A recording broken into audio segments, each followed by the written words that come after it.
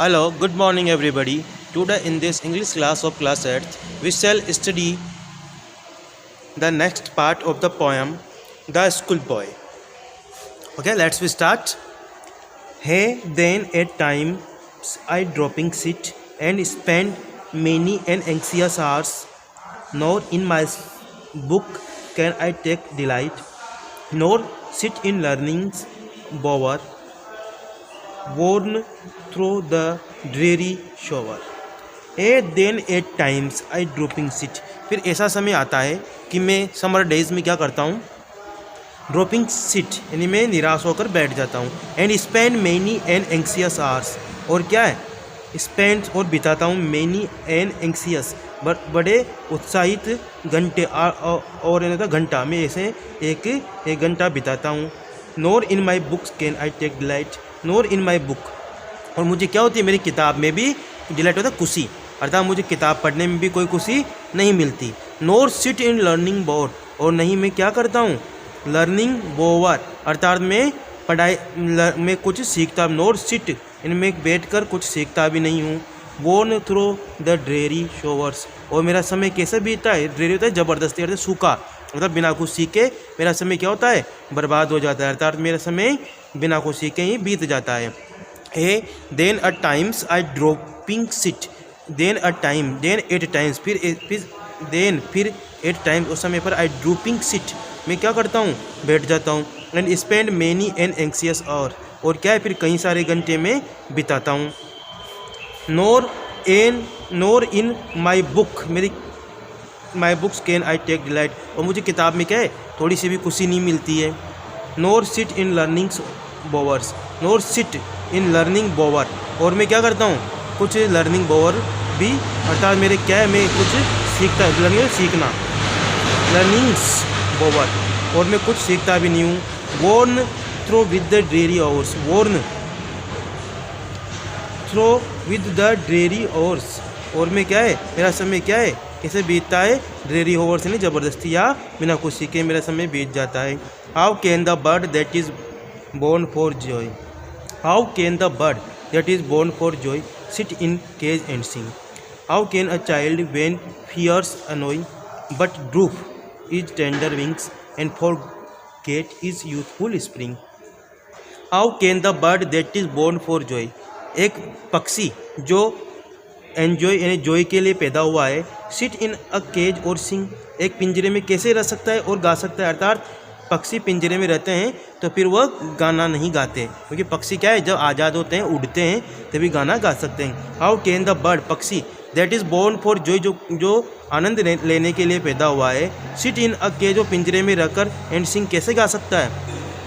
How can a child, एक बच्चा when fears एनोई, जब उसको अनोई यानी पीड़ाओं का डर लगता है, जब उसे बहुत सारे दर्द होते हैं पीड़ा होती है, but droop is tender wings, और जिसके अभी अभी टेंडर विंग्स यानी कोमल पंख खुले हैं। And forgot is youthful spring, और फॉर गेट और भूल जाता है इज यूथफुल स्प्रिंग, अपनी यूथफुल क्या होते हैं अपने यौवन के दिन, अर्थात अपनी जवानी के दिन वो भूल जाता है, अर्थात फ्रीडम सभी को चाहिए। हाउ कैन द बर्ड, के एक पक्षी को जो आनंद के लिए पैदा हुआ है, सिट इन अ केज, जो पिंजरे में कैसे बैठ सकता है और सिंग और गा सकता है।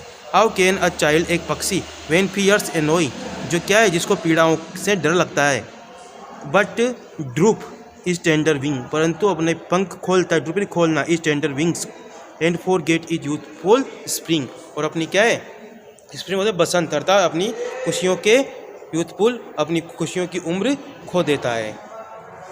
O father and mother, if birds are nipped and blossoms blown away, and if the tender plants are stripped of their joy in the spring's day, but sorrow and cares dismay, how shall the summers arise in joy or the summer's fruit appear।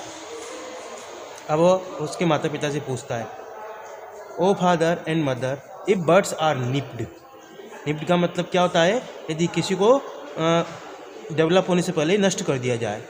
A father O mother, if birds are nipped, यदि birds होती है कलियाँ, यदि उसको नष्ट कर दिया जाए, निप्ड कर दिया जाए, एंड ब्लॉसम ब्लोन अवे, और उनको खिलने से रोक, ब्लोसम्स, और उनको खिलने से रोक दिया जाए, and if the tender plants are stripped, और जो छोटे छोटे जो प्लांट्स होते हैं, पौधे होते हैं, आर स्ट्रिप्ड, उनको काट दिया जाए, स्ट्रिप करना काट देना, of their joy in the spring day, of their joy, और तो उनको कैसे खुशियाँ मिलेगी, इन द स्प्रिंग डेज, इन्हें बसंत के दिनों में, and by sorrow and cares, जिसमें, और दुख से, और बाय सोरो एंड केयर्स जिसमें, और वो क्या हो जाएंगे, उनकी देखभाल, केयर से देखभाल नहीं करेंगे, जिसमें निराश हो जाएंगे, अर्थात वो मुरझा जाएंगे।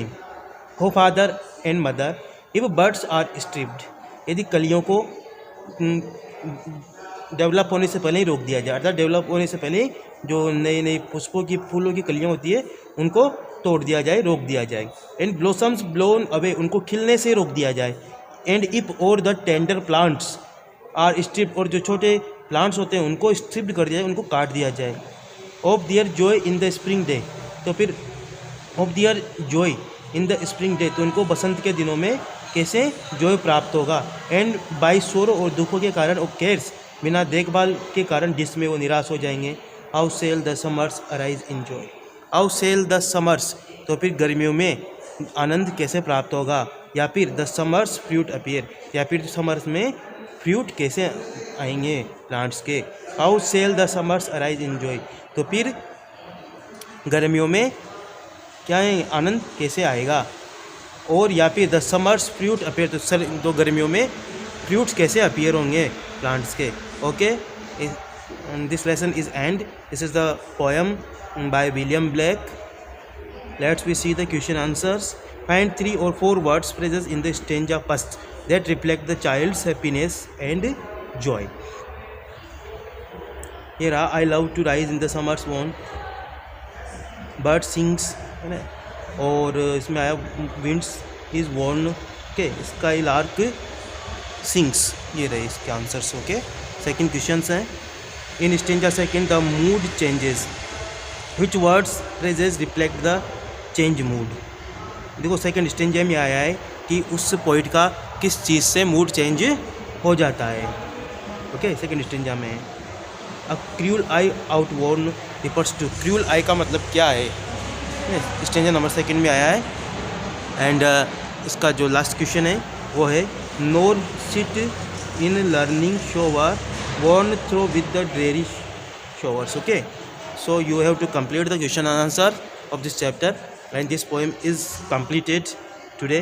Thank you so much, have a nice day.